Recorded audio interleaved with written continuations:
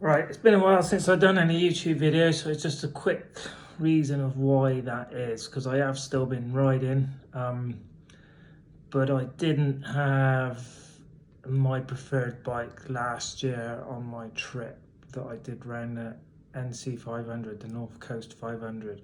And the reason for that was, I can't remember if I mentioned in my other videos, but anyway, my back was the reason that I didn't ride my Harley.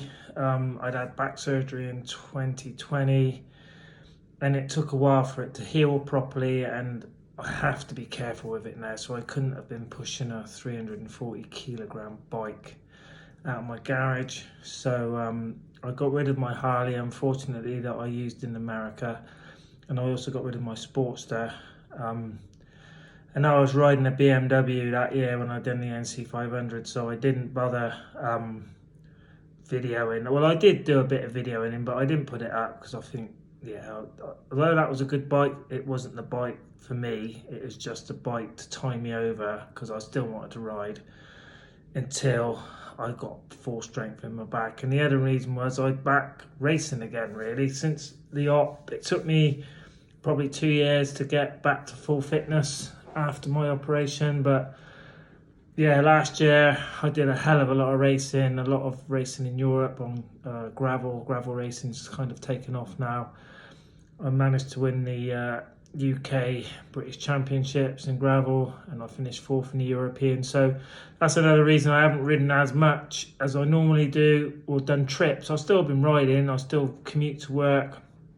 I've got a Triumph 600 TT that I commute to work on, but that's the main reason that I haven't done as many big touring rides as normal. But I am on a ride now, just starting. I'm at Waterford in Ireland at the moment, so obviously a lot of people know I'm going to be doing the Wild Atlantic Path.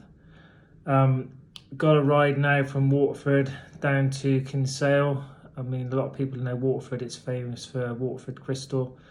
And then at Kinsale, that's where the route starts. I'm doing it north to south. I'm doing it with a friend.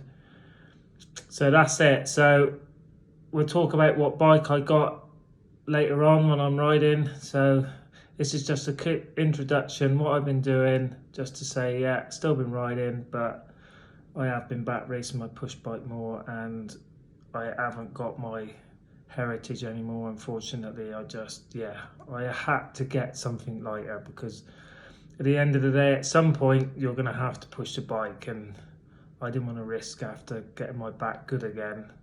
And I didn't think I was going to be racing again, so that was really the reason that I actually went to America when I did, because my back was bad at that point, and I was like, right, I'm going to go and do that because that's a trip I want to do. And then I did race a little bit in 2018, and then in 2019 my back went again, and it never got better after that. So, and I kind of didn't think I was going to race again after 2019.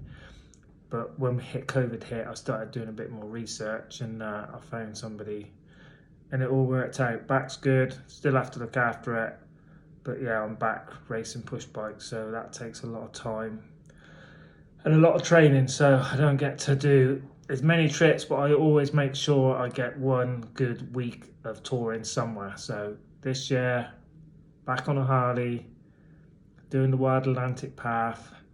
Got absolutely pissed on all day yesterday riding down to Rosslare, but that's just been normal since August in the UK. We don't seem to get 2 or 3 days of dry weather at the moment. It's just raining all the time. So we're hoping today doesn't look too bad. So we'll see. 2-hour ride to the start, and then we'll start videoing the route and downloading some videos again for people. And the other big thing for me is that I have Irish heritage. I have a family over here who I've only ever seen once in my life.